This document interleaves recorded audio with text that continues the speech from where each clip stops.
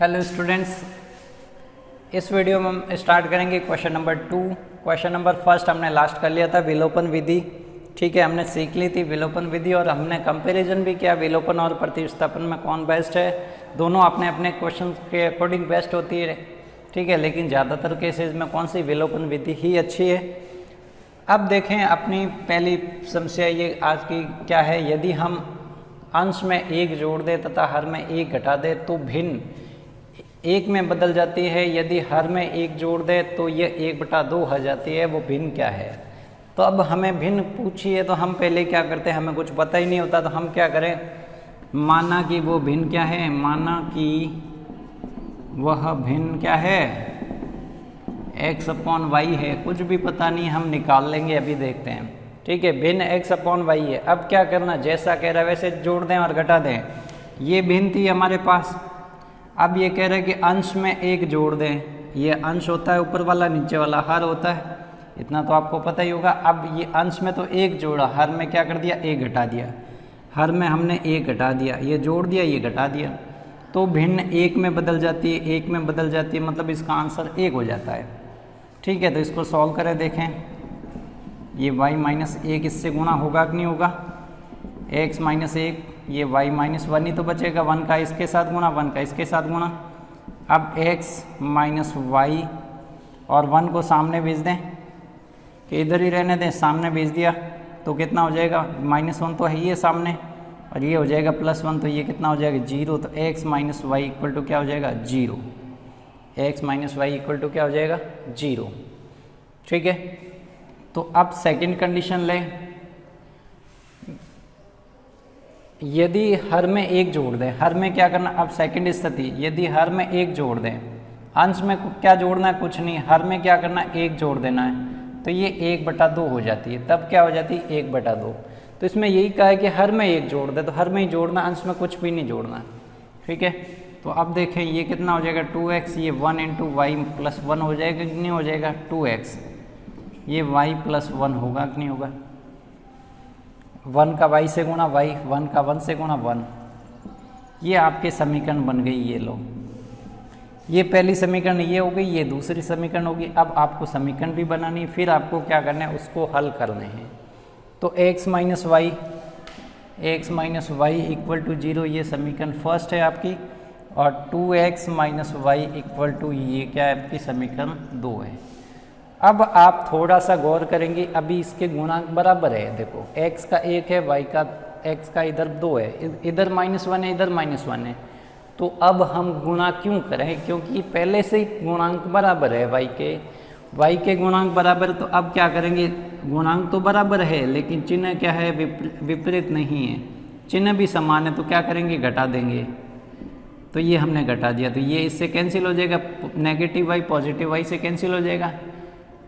1x - 2x तो -x बचेगा, ये कितना आया -x, -1 माइनस का 1 0, तो x कितना आ जाएगा -1 अपॉन, ये भी क्या माइनस से माइनस कैंसिल कर लो, तो क्या आया, x का मान क्या आया 1 आया, x का मान कितना आया 1। अब y का मान निकाले, y का मान निकालने के लिए क्या करें, x का मान समीकरण 1 में रख दें, 1 में रखने पर रख दें 1 में, तो x - y इक्वल टू 0, यही तो समीकरण थी आपकी। एक x की जगह आपने क्या रखा 1, तो y का मान निकालना, y नेगेटिव सामने भेज दो, y का मान क्या आ गया पॉजिटिव, यानी y का मान क्या आ गया 1। तो y का मान भी क्या है 1 और x का मान भी क्या है 1। तो हमने ये समस्या हल की कौन सी विधि से, पहले तो हमने क्या की, इसकी बीजगणितीय इक्वेशन बनाई, यानी बीजगणितीय समीकरण बनाई, दोनों बीजगणितीय समीकरण बनी। फिर हमने कौन सी इस्तेमाल की विधि, विलोपन, और विलुप्त हो रही थी पहले से। क्यों, क्योंकि इनके गुणांक बराबर थे, तो हमें क्या करना पड़ा, गुणांक बराबर करने ही नहीं पड़े, क्योंकि गुणांक पहले से बराबर है। x और y दोनों के देखने हैं आपको, आप दोनों में से किसी एक के गुणांक बराबर कर सकते हैं। अब देखिए दूसरा प्रश्न क्या है। ये प्रश्न पहले की तरह, ये तीसरी बार ऐसा ही क्वेश्चन आ रहा है, आपको समीकरण बनानी है। अब तो मुझे लगता है आपको समीकरण बनानी आ गई होगी। क्या समीकरण है ये, इसमें 2 की आयु है, तो पहले क्या लिखते हैं, माना नूरी की आयु, नूरी की वर्तमान आयु क्या है वर्तमान आयु इसकी क्या है, x वर्ष है। कितने वर्ष की है नूरी, अभी x वर्ष की है। और नूरी के साथ कौन है, सोनू। सोनू की वर्तमान आयु क्या है, वर्तमान आयु तो वो 22 साल का है। अभी कितने साल का है, वर्तमान में 22 साल का है। अब कब की बात हो रही है, 5 साल पहले की बात हो रही है। तो 5 साल पहले तो समीकरण क्या, 5 वर्ष पूर्व। अब 5 वर्ष पूर्व की बात हो रही है, तो 5 वर्ष पूर्व क्या होगा, ये 5 साल से लेस हो जाएगी, ये भी 5 साल से लेस हो जाएगा कि नहीं हो जाएगा, दोनों की उम्र में यही होगा। 5 साल पहले ये x-5 का था, ये भी ये y-5 का हो जाएगा। अब क्या है, कितने गुना है, तो बड़ा कौन है, नूरी की आयु सोनू की आयु की 3 गुनी है। सोनू की 3 गुनी, किसकी 3 गुनी है, सोनू की। तो 3 गुनी, तो इसको 3 से गुना करवा दें। इसका ध्यान रखना, ये नूरी की है x, तो x-5 और 3 गुना किसके साथ करना, सोनू की आयु की 3 गुनी। 3 गुनी का मीन्स 3 से गुना करवा दें, ठीक है, वो 3 गुना हो जाएगा।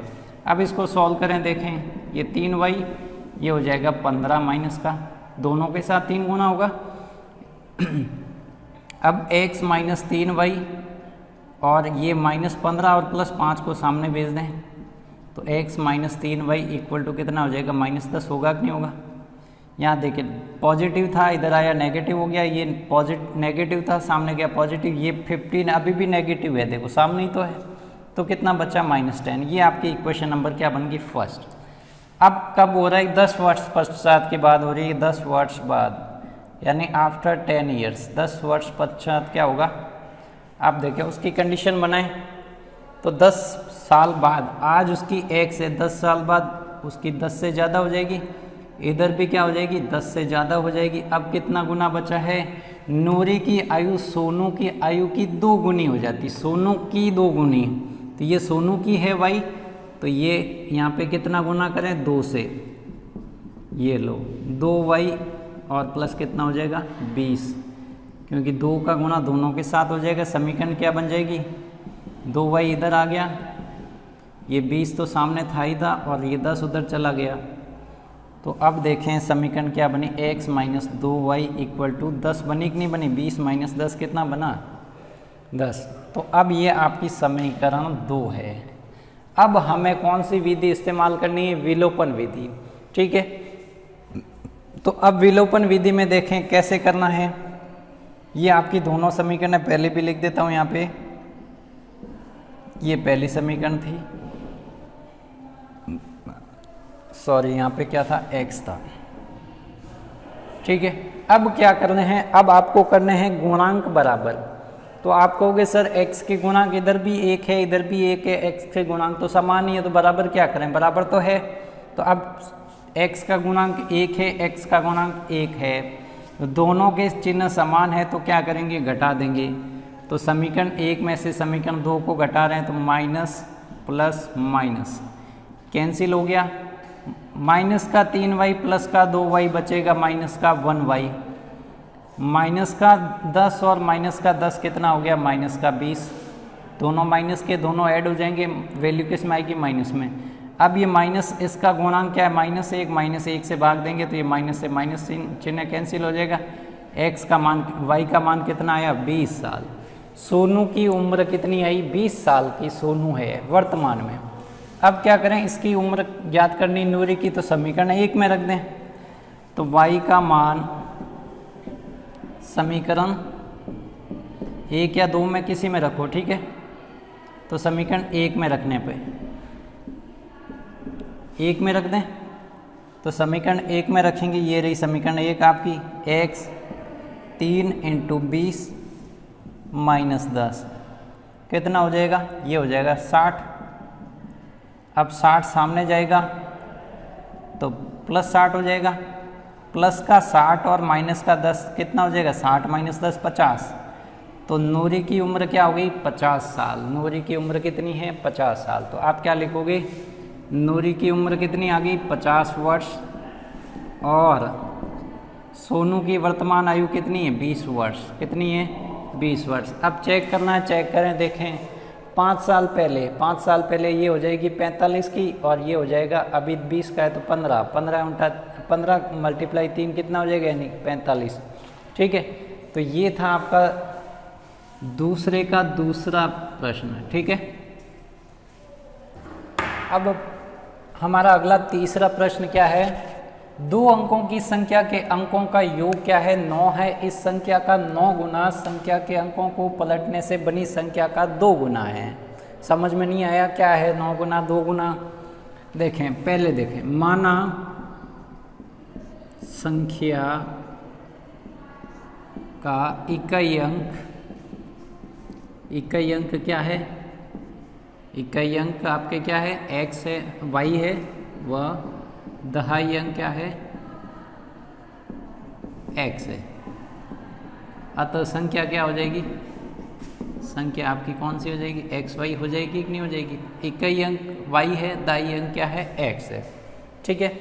अब कह रहे संख्या के अंकों का योग, अंकों का योग, संख्या के अंकों का योग कितना है, अंकों का योग कितना है, 9 है, योग 9 है। योग का मीन्स 9, यानी दोनों को जोड़ेंगे। अंक कौन है, पहला अंक, एक दाई अंक आपका x है, इकाई अंक y है, दोनों को जोड़ेंगे 9 आया। ये आपकी इक्वेशन नंबर 1 है, ये आपकी समीकरण 1 है। अब इस संख्या का 9 गुना ये संख्या कैसे करेंगे, तो अब आपकी संख्या ये है, ठीक है। इसको स्थानीय मान की तरह लिखना है तो y का स्थानीय मान कितना है, y का स्थानीय मान 1 है, यानी y का स्थानीय मान इकाई अंक है तो इकाई अंक का स्थानीय मान 1 होता है। दाई अंक का स्थानीय मान कितना है, 10, ठीक है।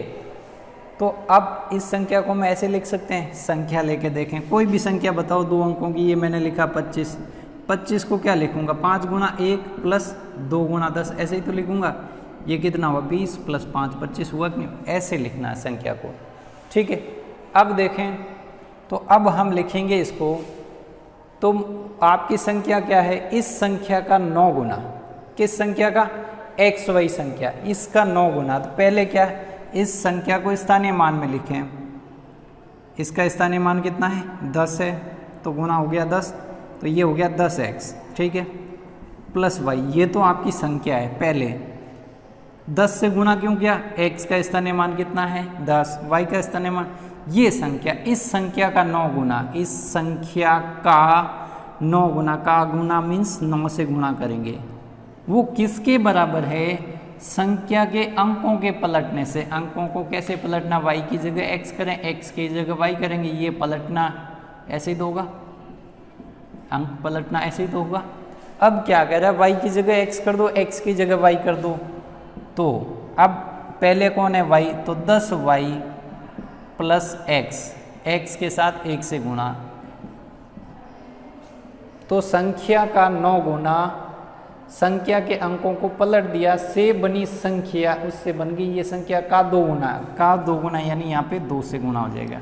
तो ये आपकी समीकरण 2 हो जाएगी कि नहीं हो जाएगी, ये लो 20y 2x, जैसा का वैसा हमने किया 90x, अब प्लस 9y माइनस 20y और माइनस 2x इक्वल टू क्या होगा, 0, ऐसे ही तो होगा।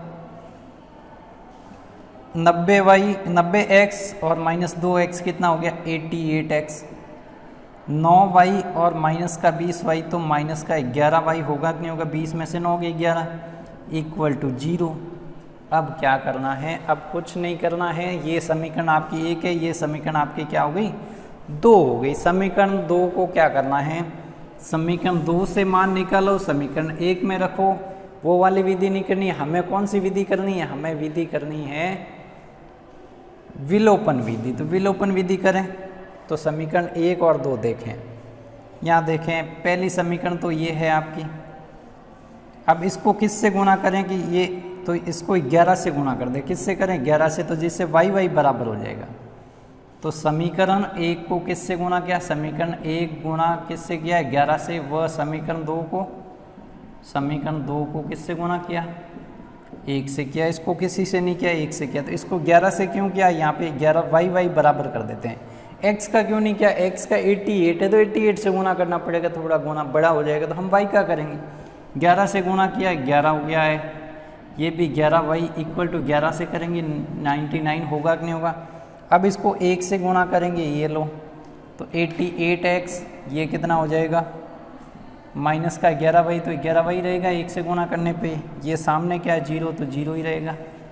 अब क्या करें, चिन्ह चेंज करें, क्या चिन्ह चेंज नहीं करना। ये समीकरण आपकी 3 और ये समीकरण 4, समीकरण 3 और 4 को हम क्या कर देंगे, जोड़ देंगे। जोड़ेंगे तो देखें ये कैंसिल हो जाएगा। ये कितना हुआ, आप कहेंगे 88 और 11 को ऐड करो 99x, कितना आया 99। x का मान कितना आया 99, ये गुणे वाला कहाँ जाएगा, भाग में, तो x का मान कितना आ गया 1। अब y का मान निकालना है, बिल्कुल ईजी है। ये मान यहाँ पे रख दो, ये मान कहाँ पे रखेंगे, यहाँ पे। तो x का मान समीकरण 1 में रखने पर, समीकरण 1 में रख दो, ये रख दिया मैंने समीकरण 1 में। तो x की जगह हमने रखा 1, y की जगह क्या रखेंगे, कुछ नहीं, क्योंकि y का मान तो ज्ञात करना। y का मान कितना आ जाएगा 8। कैसे आया, 1 धनात्मक के सामने जाएगा ऋणात्मक, 9 में से 1 गया, कितने बच्चे 8। तो अब आपको संख्या मिल गई, क्या संख्या हमारी क्या थी, xy। अतः संख्या क्या है, अतः संख्या क्या है, x की जगह कौन है, x आपका इकाई अंक है कि दही है, दही है, x की जगह 1 है और y क्या है 8, तो 18 आपकी संख्या है, 18 आपकी संख्या है। अब देखें इन दोनों संख्याओं के अंकों का योग 9 है।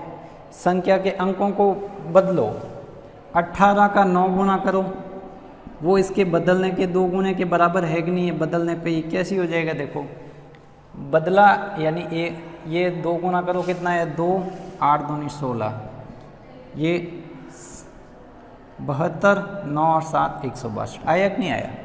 तो अब आपका आंसर आपने वेरीफाई कर दिया, आपका आंसर बिल्कुल सही है। जो पूछा जा रहा था वो संख्या कौन सी है, 18 आपकी संख्या है। 18 के अंकों का योग कितना है 9 है, और 18 का 9 गुना 18 को बदलने पे क्या बनेगा, 81 का 2 गुना के बराबर है कि नहीं, बिल्कुल बराबर है। तो ये आपका था तीसरा प्रश्न, ठीक है।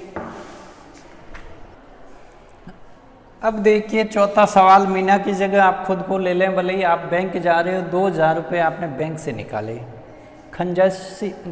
इसका मीनिंग होता है कैशियर, ठीक है।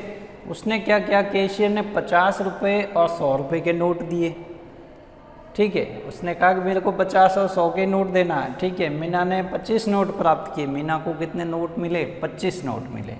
अब ज्ञात कीजिए कि उसने 50 रुपये और 100 रुपये के कितने कितने नोट लिए। तो अब ये कैसे ज्ञात करेंगे, 25 नोट ही आने चाहिए। तो इसके आपके लिए आपके पास 50 और 100 के कितने कितने नोट प्राप्त किए, तो माना 50 के x नोट एवं वह 100 के y नोट प्राप्त किए, ये नोट प्राप्त किए। ये 50 के आपके x नोट लिए, y के 100 नोट लिए। ये तो फिक्स है कि हमने इसको x मान लिया, x के 50 लिए, y के 100 लिए। अब हमें बनानी x और y दो अज्ञात है, तो आपको 2 समीकरण चाहिए। 2 समीकरण कैसे बनेंगे, एक तो x और y का नोटों का योग कितना है, तो उसको कितने नोट मिले। तो यहाँ पे देखो मीना ने x व y के 25 नोट प्राप्त किए। 25 नोट यानी दोनों 25 नोट प्राप्त किए। तो आप क्या करोगे, x और y ये नोटों की संख्या है, ये कितनी है 25 है, ये आपकी समीकरण 1 है। अब क्या करेंगे, अब दूसरी समीकरण हम कैसे बनाएंगे, इससे तो पहले बनी है। एक ये राशि दे रखी कि ये 2000 रुपये, कितने रुपए है 2000। तो मीना ने 2000 रुपये निकाले। तो x क्या है, x आपका है 50 का नोट। तो अब एक चीज़, x के 50 नोट है तो 50 से गुणा करेंगे आप x का, और y के क्या है 100 नोट है तो 100 का गुणा करेंगे y से। तो अब इन दोनों को जोड़ेंगे तो आपका कितना रुपया बनेगा भाई, 50 के x नोट है, 100 के y नोट है, तो इससे कितना रुपया बनेगा, इससे रुपया बनेगा 2000, क्योंकि 2000 तो उसने निकाला है। तो ये आपकी दूसरी समीकरण बन गई। कौन सी बन गई? दूसरी समीकरण। अब इस समस्या को कैसे हल करेंगे? अब हमें कौन सी विधि यूज़ करनी है? हमें विधि यूज़ करनी है विलोपन विधि। विलोपन विधि करनी है तो यहाँ पे विलुप्त करें तो ये 50 गुना x 50x ये। तो यहाँ देखें समीकरण 1 को मैं किससे गुणा कर दूँ? 50 से कर दूँ। किससे करूँ? 50 से कर दूँ, क्योंकि 100 से करूँगा तो ये ज़्यादा बड़ा हो जाएगा। देखें तो समीकरण 1 को 50 से, समीकरण 1 को 50 एवं समीकरण 2 को 1 से गुणा करें। किससे करें? 1 से गुणा करें, कर दें गुणा, और तीसरी और चौथी समीकरण प्राप्त करें। इसको 50 से करेंगे तो ये कितना हो जाएगा? 50x 50y, और 50 × 25 कितना होगा? 50 × 25 करें, ये लो 0,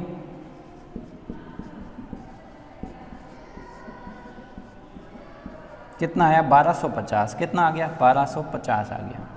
ये समीकरण आपकी 3 हो गई।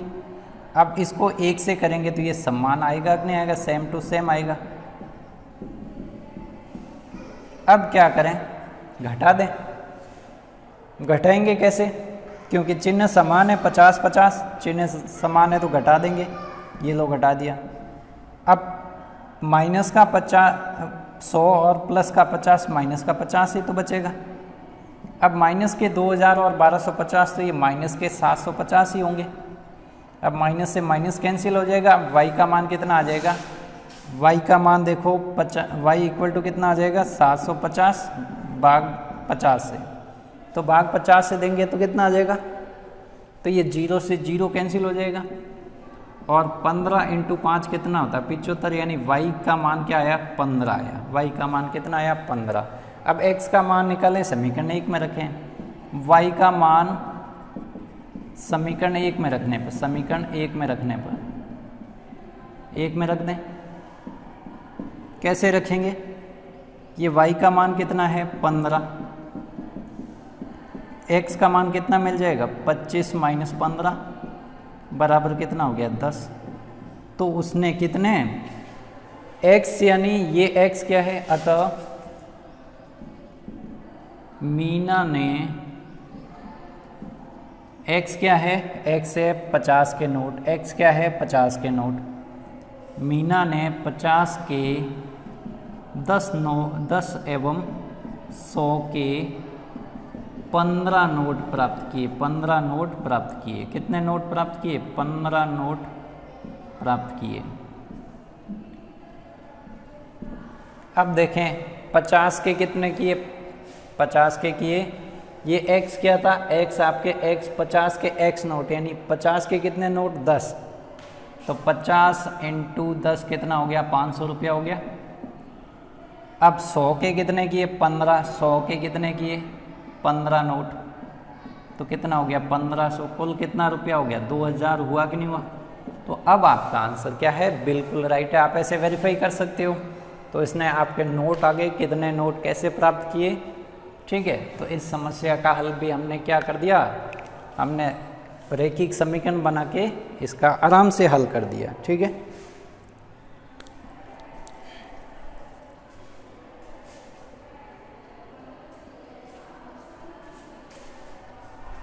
अब देखिए इस प्रश्न को पढ़ें। किराए पर पुस्तकें देने वाले किसी पुस्तकालय का प्रथम 3 दिनों का किराया नियत है। उसके बाद प्रत्येक अतिरिक्त दिन का अलग किराया है। सरिता ने 7 दिनों के लिए एक किताब ली, उसके लिए उसने 27 रुपये दिए, जबकि सुशी ने एक पुस्तक 5 दिन रखने के लिए कितने रुपए दिए? 31 रुपये दिए। तो नियत किराया एवं प्रत्येक दिन का अतिरिक्त किराया आपको क्या करना है? ज्ञात करना है।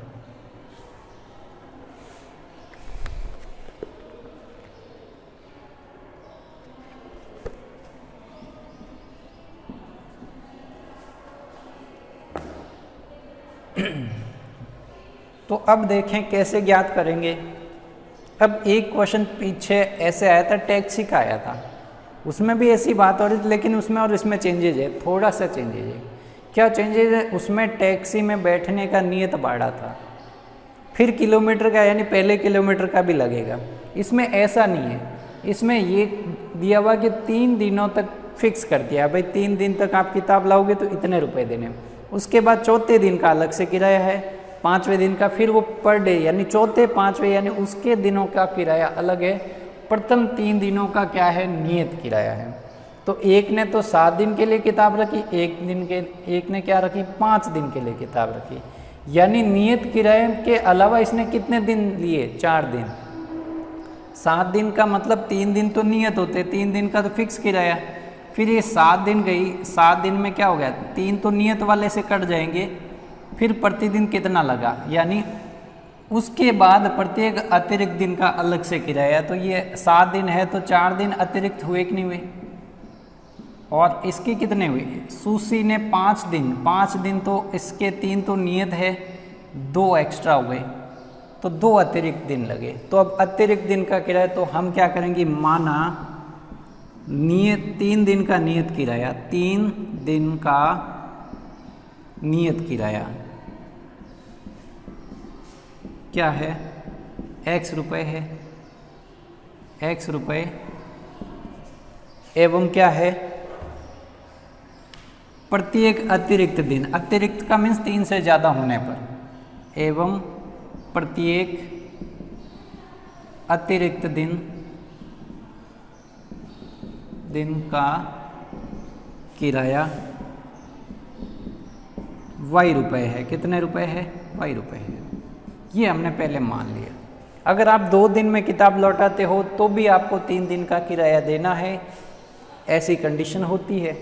ठीक है, तो अब आपको इसने, सरिता ने 27 रुपये दिए, इसने 5 दिन के 21 रुपये दिए। तो कैसे समीकरण बनाएंगे, पहले तो देखो, अब ये किसके केस में, सरिता के केस में बना देते हैं। ठीक है, तो सरिता ने क्या किया, कितने दिन बाद किताब दी, 7 दिन बाद। अब 3 दिन का तो उसका भाड़ा कितना, x है ये। फिर उसने अतिरिक्त कितने दिन लिए, 4 दिन अतिरिक्त लिए, और हर अतिरिक्त दिन का कितना रुपया, y रुपया है। ये मिला के कितना हो जाएगा, 27 होगा कि नहीं होगा, ये 27। अब ऐसा कैसा सूसी ने किया, लेकिन उसने 5 दिन दिए। अब 3 दिन में उसको लौटानी थी, 3 दिन में लौटा ही नहीं। उसने कितने दिन एक्स्ट्रा लिए, 2 दिन एक्स्ट्रा लिए, और प्रत्येक दिन का कितना है, y रुपये। कितने रुपए हुए, 21 रुपये हुए। ये आपकी समीकरण फर्स्ट है, ये समीकरण 2 है। किसके लिए, ये सूसी के लिए, ये सरिता के लिए। ठीक है, अब देखें अब कैसे करें। तो अब क्या करेंगे, गुणांक क्या करेंगे, बराबर करेंगे। अब आप कहोगे सर क्या बराबर करें, गुणांक तो बराबर ही है। तो सीधा क्या करें, घटा दें, क्योंकि x का गुणांक 1, x का गुणांक 1, सीधा घटा दें। ये कैंसिल हो गया, ये कितना हो जाएगा, 2y। ये कितना हो जाएगा, 27 में से 1 गया, कितना बच गया, 6। तो y का मान कितना आ जाएगा, भाग में चला जाएगा। तो y का मान यानी प्रतिदिन का किराया कितना है, अतिरिक्त दिन का किराया 3 रुपया है। अब ज्ञात करें, y का मान मिल गया। y का मान समीकरण 1 में रखने पर, आप चाहो तो 2 में रख दो। 1 में रखा, x बराबर x प्लस 4, y का मान कितना, 3, ये लो 27, कितना हुआ 12, कितना 27, 27 में से 12 गए, कितना बचा, 15 रुपये। कितना बचा, 15 रुपये। अतः 3 दिन का नियत किराया कितना है, नियत किराया 15 रुपये है, एवं प्रत्येक अतिरिक्त दिन का कितना हो जाएगा, का 3 रुपये है। अब वापस हिसाब करके चेक कर लें। देखो, इसने 7 दिन के लिए किताब ली, पहले 3 दिन का किराया तो हो गया 15 रुपये, फिर उसने 4 दिन एक्स्ट्रा ली तो ये कितना हो गया, 12 और 15 कितना हो गया, 27। उसका भी चेक कर लें तो आपका आंसर ये सही है। तो ये थी आपकी प्रश्नावली 3.4, जिसमें हमने विलोपन विधि का अध्ययन किया था, और बहुत अच्छी विधि है, बहुत अच्छी विधि। कितना इजी आंसर आता है इसका।